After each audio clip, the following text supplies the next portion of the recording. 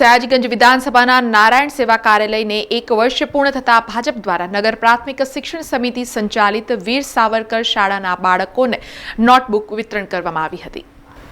નારાયણ સેવા charitable trust સંચાલિત સયાજીગંજ વિધાનસભામાં આવેલ નારાયણ સેવા કાર્યાલયને 1 વર્ષ પૂર્ણ થયું છે, જે નિમિત્તે ભાજપ દ્વારા દ્વિતીય વર્ષમાં મંગલ પ્રવેશ નિમિત્તે જુદા જુદા કાર્યક્રમોનું આયોજન કર્યું હતું, જેમાં આ કાર્યક્રમની શરૂઆત દીપ પ્રાગટ્યથી થઈ હતી। આજે નારાયણ સેવા કાર્યાલયને 1 વર્ષ પૂર્ણ થતાં જેનું ઉદ્ઘાટન માનનીય મુખ્યમંત્રીશ્રીએ કર્યું હતું, આજે તમામ અમારી શાળાના તમામ વિદ્યાર્થીઓને આશરે 950થી વધુ વિદ્યાર્થીઓને નોટબુક વિતરણ કરીને આ સેવાકીય કાર્ય થકી આજે અમે ઉજવવાનું આ નક્કી કર્યું અને આજે અમારા કાર્યાલય પર આયુષ્માન કાર્ડનો કેમ્પ પણ અમે આજે રાખ્યો છે। બાળક સુધી સંવિધાનની વાત પહોંચે, સંવિધાન તૈયાર કેવી રીતે થયું, સંવિધાનનો અમલ કેવી રીતે થયો, સંવિધાનમાં કેટલા અનુચ્છેદ છે, કેટલા ભાગ છે, કેટલી અનુસૂચિઓ છે, સંવિધાનની વિશેષતા શું છે, ત્યારે આવા તમામ વિષયોને સાથે રાખીને સંવિધાનને અનુરૂપ સારામાં સારી ગવર્મેન્ટ ચલાવી રહ્યા છે આ વિષય લોકો સુધી પહોંચે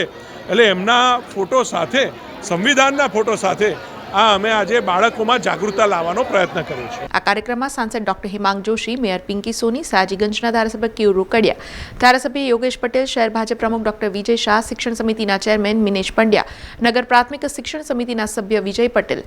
યુવા કાઉન્સિલર શ્રીરંગ આયરે, કાઉન્સિલર મહાવીરસિંહ રાજપુરોહિત, પૂર્વ કાઉન્સિલર અને ભાજપના કારોબારી સભ્ય રાજેશ આયરે સહિત સયાજીગંજ વિધાનસભા વિસ્તારમાં આવતા વોર્ડ કાઉન્સિલરો, વોર્ડના પ્રમુખો, મહામંત્રી, કાર્યકર્તાઓ હાજર રહ્યા હતા અને નગર પ્રાથમિક શિક્ષણ સમિતિ હસ્તકની વીર સાવરકર શાળાના બાળકોને નોટબુક વિતરણ કરવામાં આવી હતી।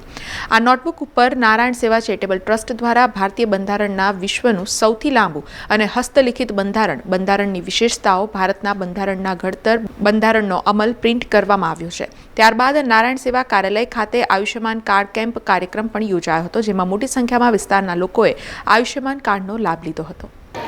આજે સયાજીગંજ વિધાનસભાના લોકપ્રિય ધારાસભ્ય શ્રીમાન કેયુરભાઈ રોકડિયાના કાર્યાલય એટલે કે નારાયણ સેવા કાર્યાલયને 1 વર્ષ પૂર્ણ થયું, તે નિમિત્તે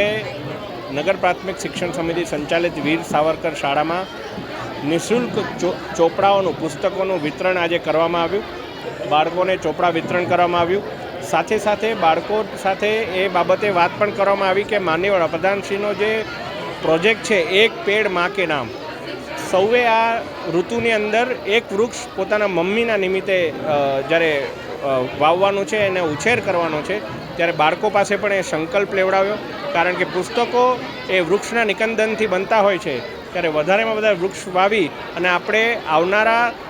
જે ઋતુ છે એની અંદર ગરમીનો પ્રકોપ પણ ઓછો થાય અને વડોદરાને હરિયાળું વડોદરા બનાવી શકીએ એ માટે પણ ચર્ચા કરવામાં આવી। આજે સયાજીગંજ વિધાનસભાના ધારાસભ્ય શ્રી એવા કેયુરભાઈ રોકડિયાનું જે નારાયણ સેવા કાર્યાલય છે એનું 1 વર્ષ પૂર્ણ થવા પર આજરોજ એમના દ્વારા એમના જ કાર્યાલયની બાજુમાં આવેલી વીર સાવરકર જે શિક્ષણ સમિતિની કોર્પોરેશન સંચાલિત શાળા છે